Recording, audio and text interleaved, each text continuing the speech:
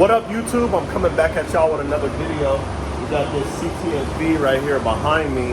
We're installing a AEM wideband gauge and an AeroForce Tech gauge today.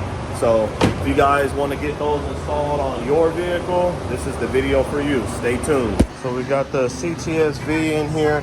I already started getting the wideband that connects down onto the exhaust. I started getting the sensor through before I started making the video, but what we did is the upper pulley, we did the idler, we did a flex fuel sensor and wired it into the connector there. We also did a Avco heat exchanger, and we had Quartz Performance and Tempe reinforce the brick. So we were just getting the cooling system bled earlier. So far, I pulled out this trim panel here, and then I pulled out this side panel.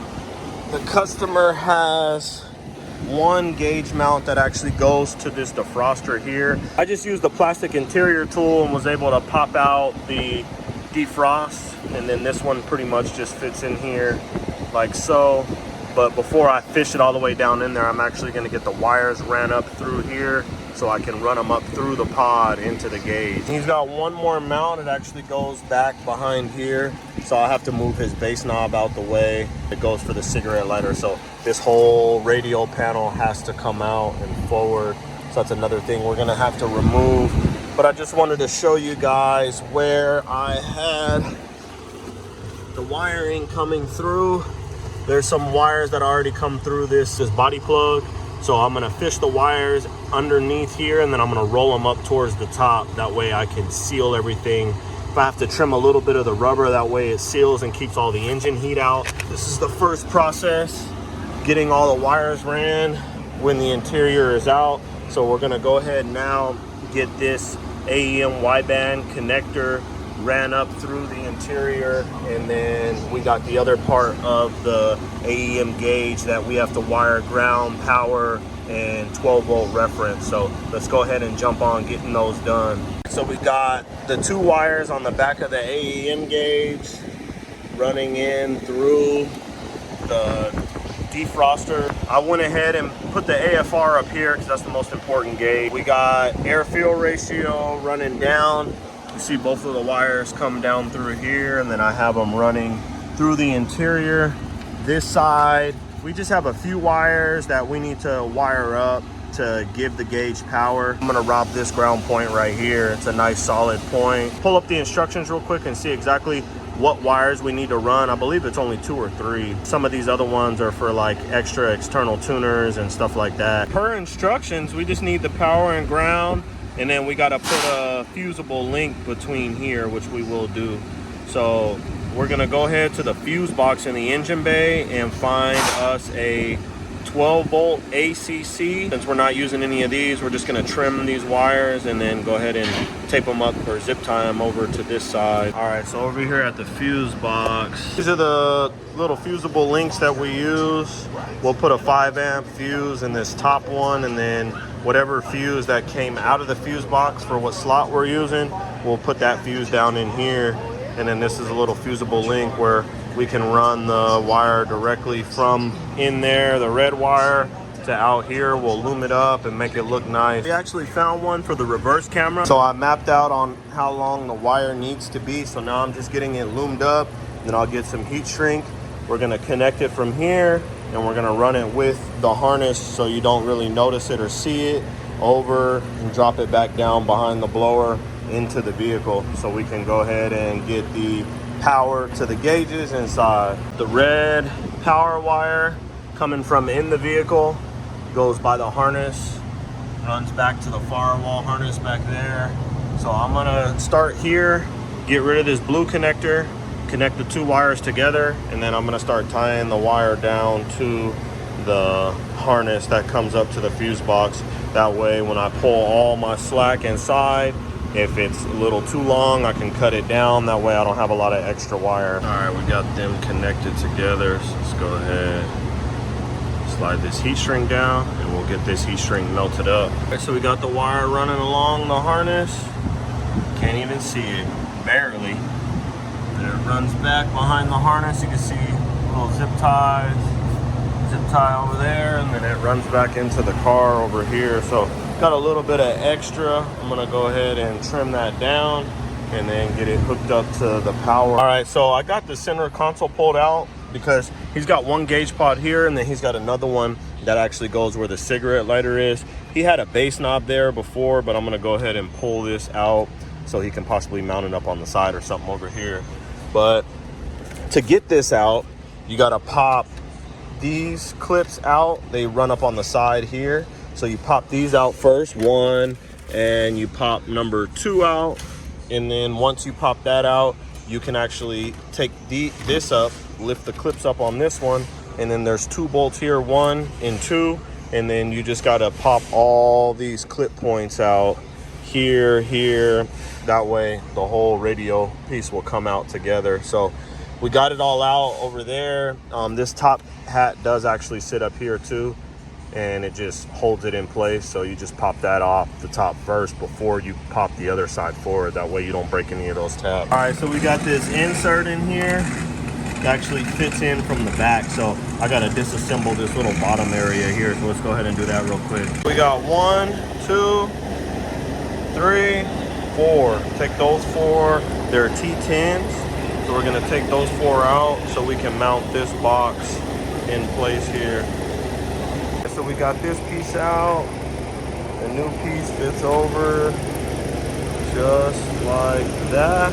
So we'll go ahead first. We're gonna get this uninstalled and installed into this piece, and then we'll go ahead and mount this in so we can see how the gauge and everything is gonna fit. This section slides out first. It locks into this tab and this tab on here, and then once you get this to slide out, then you can push these 2 tabs in here and here, and then get this piece of interior pushed through. It's kind of a pain. You got to use a pick tool to get in there. Everything's kind of brittle, so just be careful you don't break any of the tabs. But we'll go ahead and get this pushed the rest of the way through. Just got one more tab on this side to push forward, and then I'll get it out. You can see this slot lines up with this tab here. I'm trying to use one hand and do it all, but this slot lines up, and then this will push through. So let me go ahead, just get these pushed over. That way nothing breaks, and show you guys what it looks like in. We got the first piece in, so now we know that this is the front side. You can see these 2 slots here, and then there's one on this side. You look in here, you got 1 slot on the top and then 2 on the bottom. So that essentially means it fits in just like this. And then you just push it through. And then what I'll do is I'm gonna just pinch these 2 together as much as I can so it locks this cigarette lighter in place. We don't have no movement or nothing like that. And then we can mount it to here and see exactly how the gauge is gonna fit in there. Make sure we don't need to trim anything. Popping over the AeroForce pod for this nice D pod. Get that fit in there. And we got the glass that goes right over the top. Try not to get no fingerprints or nothing. I'm gonna wipe that down real quick before I put the top cover over. Put the gauge in place. Go ahead now and get this bolted in to the center console. Wire harnesses, we got all 4 bolts in. So what I'm gonna do now is I'm actually gonna run this through the interior first. This plugs into the OBD down at the bottom. So I'm gonna run this, and then I'm gonna look up the wiring diagram to see where these 3 wires go. First wire ran through the interior here, goes down underneath the carpet, and then it'll shoot back up, and it connects right here to the OBD. So what I'll do once I get all this tied back together, I'll just zip tie this up over. That way the cable's not in his way of his clutch pedal. You don't gotta worry about that ever coming down or your top of your foot getting caught up on it, because that does get pretty annoying. This gauge is no good. I got it all plugged up and it's not coming on. Barely working. You've seen all the lines in it right now. Got the wideband sensor in the exhaust.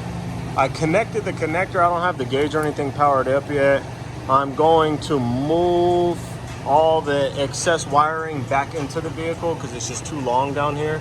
So I'm gonna just zip tie this up to this transmission line here, and then I'm gonna pull the excess. That way everything is nice and flush with the clutch line, stays away from the cat and the rest of the exhaust. As you can see, it runs up that way with that clutch line. So I'm gonna pull this excess real quick, lower the lift down.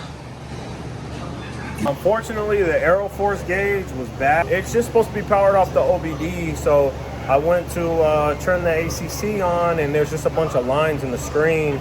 I tried to wire it in as well, just to make sure it wasn't a problem with his OBD. So I tried to wire it in the opposite way, remove the jumper, and you know, the gauge is getting 12 volts like it should, but it's just a bunch of lines coming through the screen. So the customer provided the parts. He's gonna contact the company and get back with that one. So we got the ground here on the chassis side, and then we got the power wire coming in from underneath. I have it running back behind the carpet, and it just attaches for the gauge here. So I don't have the sensor plugged in down below. I just wanted to test everything out. Looks like the gauge powers up with ACC. So we got the sensor connected. I just went ahead and took this off so it doesn't have a circuit code. Just got to cut this one zip tie here. But we got everything out of the way of the exhaust, nice and clean, ran with the OEM harness. So this is where the gauge pod sits. I have the wiring running through. I had the gauge connected, but like I said, it had all those lines and stuff in there. So I'm gonna just leave the wiring. That way the car can go to the dyno and get tuned for the mods that we did. And then when the customer gets a new gauge in, I'll have them bring it back, and then I'll just have to tear the interior back down and swap them out. All right, so to remove it, I didn't have to pull these off, but to put it on, it was kind of fighting me. So I pulled the wood grain piece off there and the wood grain piece off. It's just a bunch of clips across the top, and then they have like these little L-shaped brackets that line up the part in place. So what I'm gonna do now, get these two 7s in towards the bottom, make sure all the clips and everything are nice and tight, and then make sure you plug up your AC stuff down here and all that. Radio stayed in place, so it didn't have to touch that. We got the two lower 7s in on each side. Go ahead and snap this piece in, and then we got one wood grain piece, fits in just like that. Snaps down real easy, like so. Same thing on this side. Pops in. Snaps down real easy, like so. Got that in place. We got this piece. Oh, backwards, but we got this piece going in here. Snaps in place just like that. And then we got the long side over here. You got to put the L-shaped brackets in and then pull it over to line up just like that, all in. Just this last top piece here. Oh.